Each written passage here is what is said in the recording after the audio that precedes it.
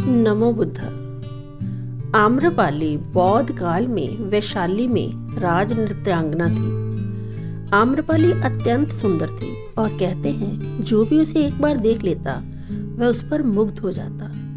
अजात शत्रु उसके प्रेमियों में से था।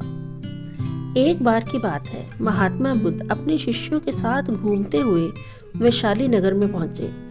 वैशाली को उस समय 16 महाजनपदों में एक महत्वपूर्ण जनपद माना जाता था, जिसकी ख्याति दूर दूर तक फैली हुई थी। यह नगरी परम वैभवशाली और हर तरफ से संपन्न थी। महात्मा बुद्ध के आने की बात पूरे नगर में फैलते देर न लगी।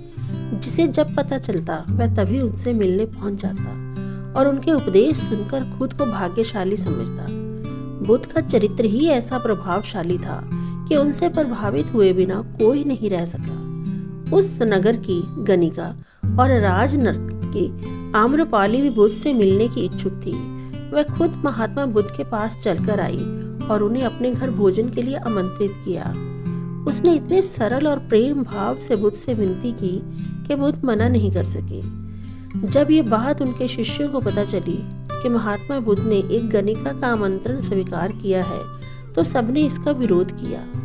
महात्मा बुद्ध ने बड़ी सरलता से अपने शिष्यों से कहा, मैंने तो उसकी प्रेम भावना देखी।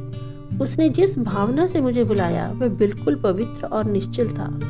वह आज मुझसे मिलने एक गणिका बनकर नहीं, बल्कि एक भक्ति भाव से भरी हुई शिष्य के रूप में आई है। फिर भला मैं कैसे उसका आमंत्रण स्वीकार ना करता, वह चाहे एक वैश्य हो या कोई सन्यासी। यथा समय बुद्ध आम्रपाली के घर भोजन के लिए गए। वह पहले से भोजन की सारी व्यवस्था करके भगवान बुद्ध के आने की राह देख रही थी।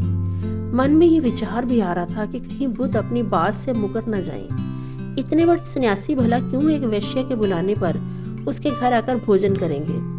परंतु जैसे ही आम्रपाली ने बुद्ध को अपने घर आते देखा, उसकी प्रसन्नता का ठिकाना न रहा। वह दौड़कर दरवाजे पर गई और उनका स्वागत किया।